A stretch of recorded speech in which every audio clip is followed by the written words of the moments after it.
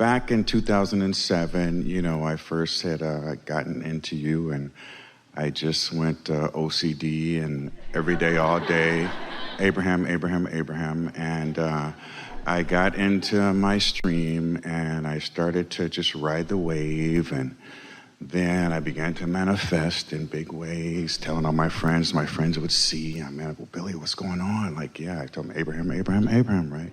So then we get to about 2015, and I'm riding a big wave, and then tragedy strikes, and, my mother, my grandmother, and my father died. Tragically, things happen, and... That wasn't tragic, but okay. No. Yeah, I know. But then the stream went upside down. I was in the stream riding a wave, and then the stream went upside down, and I'm topsy-turvy, going like, okay, what's going on? What's going on? So we might tell the story a little differently. We might say that you're attending to your vibration, always asking for more expansion, and then lived through an experience where there was more upheaval than you were accustomed to, and you weren't ready for it. So you got out of balance with the upheaval, and then law of attraction did what it always does. Whichever direction the momentum is going is the direction that you allowed the momentum to go. But in all of that, did you not regain your balance? I regain my balance, so we come to 2018, I say... So someone who's really wanting to be advantage to themselves and others would tell that story in a different way. I didn't know what I was doing. I sort of figured it out. Things got really good. Things got really, really good, and then I lost my balance a little bit, but I'm back in balance now. In other words, you tell the story in a way that serves you and others, because the word tragic was sort of unnecessary. Was the dominant point of this conversation. What do you think you want to convey to us? It's not as easy as you say, Abraham, or I thought I was better at it than I turned out to be, or I've gained some new insights and now I'm in the best place ever, or I accept that there will always be another car that I'm getting out of and getting into and out of and getting into and out of and getting into. What do you think you came to explain to us? The other lady was up here, she talked about her daughter and the separation, and we went through all that. Yeah. And I have a similar situation, because when the closest people to me are all gone, then I said, okay, I still got my daughters. But they had their own, like I say... So now this is the way we tell that story. As I was erroneously letting my mother and those people sort of serve the place of my inner being, even though I'd learned about inner being, I was still sort of depending on others. And when they selfishly took off, selfishly and tragically took off, I then have opportunity to shore myself up with the guidance that is real. But I didn't quite do that, and then I was really upside down for a while. And when I came out of the spin, instead of focusing toward my inner being, now I'm focusing upon my daughters for that stability, and they're not that stable. But I regained my footing, and I got back on my surfboard, and then I'm like, okay, now I'm recreating myself now. It's a new me going into a new era. But then I'm going, okay, you know what? With this separation and with them, and I was planning on leaving like my millions that Abraham helped me manifest to them. And I'm like, but with this level of disrespect, I don't feel like I want to leave them my millions. It's all right. It's all right. People change their wills all the time. This is really a wonderful conversation. So this level of disrespect, this is really a good conversation. So I'm not getting from them what I feel I should get from them. Fast forward, laying in bed, Esther, thinking sort of the same thing, and then realizing I'm not getting what I'm asking for with my words, but I am getting what I'm expecting with my vibration. The fit that you want to throw right now is that you've sort of trained yourself and others to believe that they should listen to your words. But when your words don't match your vibration, you know what's going to dominate? Your vibration. And what you're getting is always coming from that dominant vibration. You got to find a way to make your words and your vibration match. You got to find a way to bring from them what you want to get from them. What is it that you want from them? What would represent the respect that you want to get from them? Love. So when you have targeted them as being disrespectful of you, are you offering love? You're not offering love. In other words, it's like Esther standing at the baggage carousel and all the bags have come off and hers isn't there. the thing's going around and around and around and around, and now it's another flight, and her bag still isn't there, and she's feeling worried. And then she thought, wait a minute, I can't be satisfied and worried at the same time. Which is it? Well, I want to be satisfied, and so I'm going to find a way of being satisfied around the bag issue, because I can't get what I want when I'm worried, and you can't get what you want when you don't feel love or when you feel disrespected. You can't get love when what you are projecting, when what you're oozing is a feeling of being disrespected. You can't get love when you've come to the conclusion, you disrespecter, you should love me, you disrespecter. I want love from you, you disrespecter. I want love from you, and I want love from you right now, you disrespecter. Law of attraction says, But if you say, I love you, angel girls, and we've got so much that we've been doing and got to do, and my love for you is because I intend to love you, and I know my inner being loves you, and I know your inner being loves you, and love is the dominant vibration that I've been practicing, and I love you, I love you, I love you, I love you, I love you. You'll get love back when you love, and if you're not loving, you won't get love back. And you got to stop saying, my words should bring me love. I want love from you. I want love and respect. I want love and respect. I'm not getting it, but I want love and respect. I want love and respect. I'm not getting it, but I want love and respect and love and respect. I'm not getting it. You're getting what you think you're getting, which isn't love and respect. You got to change it and stop giving them the power. Ooh, does that twist your brain into a knot? You want it to be about them because you want so much to be loved and respected that when you're not, you just can't believe that it's about you. But when you accept that it's about you and you train yourself not necessarily to be loved, but to love, well, I would love them if they respected me. The whole world's sort of doing that. If you'll do that, then I'll do this. No, you do that and then I'll do this. No, you do that and then I'll do this. No, you do this and then I'll do this. And your inner beings are just saying, we're just loving you, sort it out. You're just making yourselves miserable for no good reason. Okay, so I am Abraham's disciple. I came to that conclusion. I said, okay, I'm going to go on about my business. How do I get past now? The holidays come.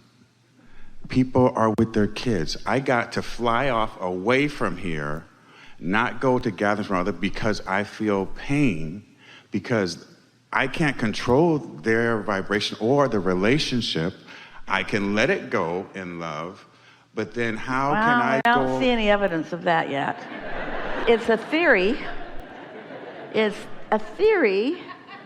It's possible that I might reach that place. You're going to have to come to this place where you own that what you expect from them is what you're getting. And you're still at the place, almost everybody is, where, yeah, I'll change my expectation when you give me a reason to.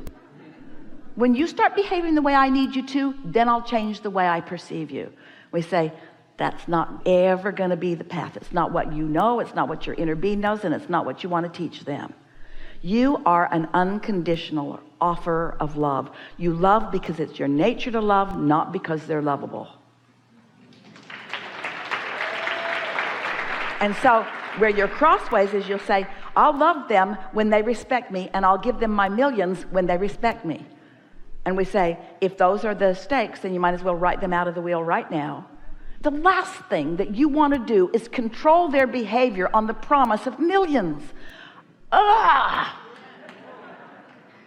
How awful is that? You don't want to control them on the basis of anything. You want to be in the vibration of love that is you, and maybe you'll meet them there and maybe they won't, but if you stay steadily there, you'll meet them there. If you're offering a vibration, let's say you are the broadcaster from the radio tower and you've got a big tower and a big signal and you're blasting it out in the airways. Only those who turn their radios on and set their dial at your frequency are going to hear you.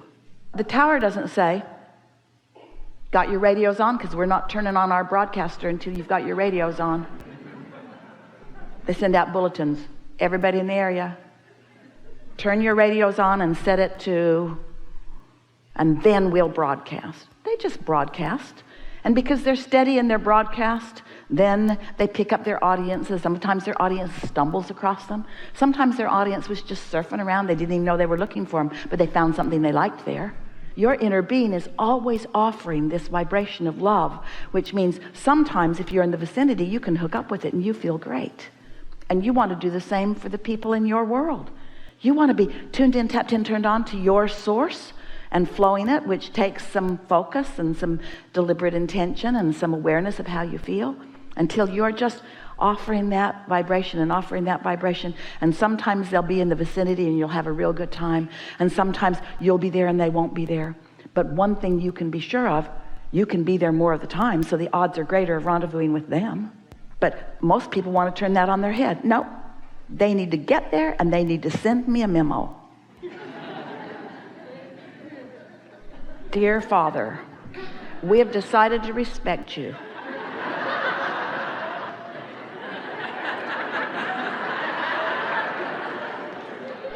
So think about it.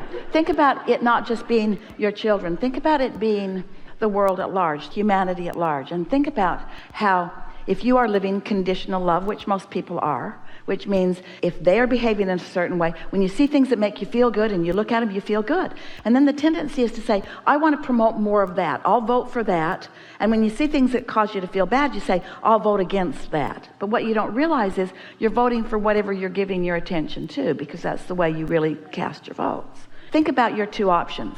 All right, I am one who loves conditionally, and I deserve and demand respect from the masses.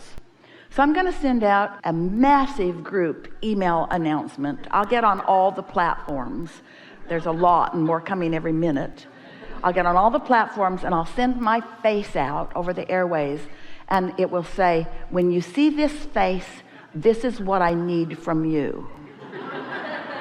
And when you see this face and you project this to me, then you'll get a nice corresponding response from me, because I am living conditionally. So give me the condition I want and you'll get from me what you want. That's a lot of emails. That's a lot of correspondence. That's a lot of stuff that's not ever going to happen, is what that is.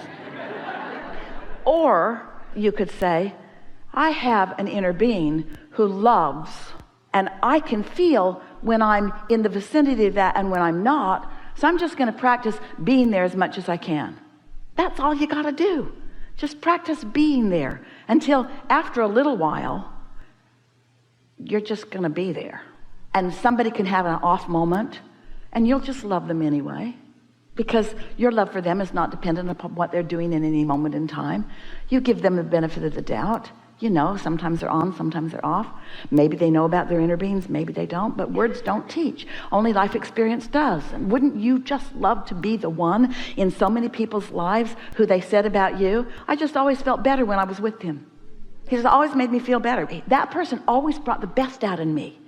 I don't know why. I just always felt better when I was around that guy. I just felt better when I was around that guy. And that guy's my dad, and I always felt better when I was around him. It was like I just always knew that he was offering love. Even when I knew I didn't deserve it, he still loved me. Isn't that what you want them to know about you? There's another story. If I don't do exactly what he wants me to do, he's going to write me out of the will, the sucker. That's getting you nowhere. You cannot demand or command respect. It's a flawed premise. You just can't. You can just offer love and get love back if they're in the mood, or offer love and not get love back if they're not in the mood. But if you're offering love, there's a whole world out there that's ready to meet you. And lots of times it won't be your family. It'll be a dog that just got a great treat. Or children playing in the airport, or it will be the timing of you coming out of a restaurant with people you love most in the world, and there being a rainbow that goes from there to there, just for you to walk into. The universe saying, here, we've made this for you. We thought you might like it. And because you were tuned in, tapped in, turned on, you met it in the moment of its offering to you.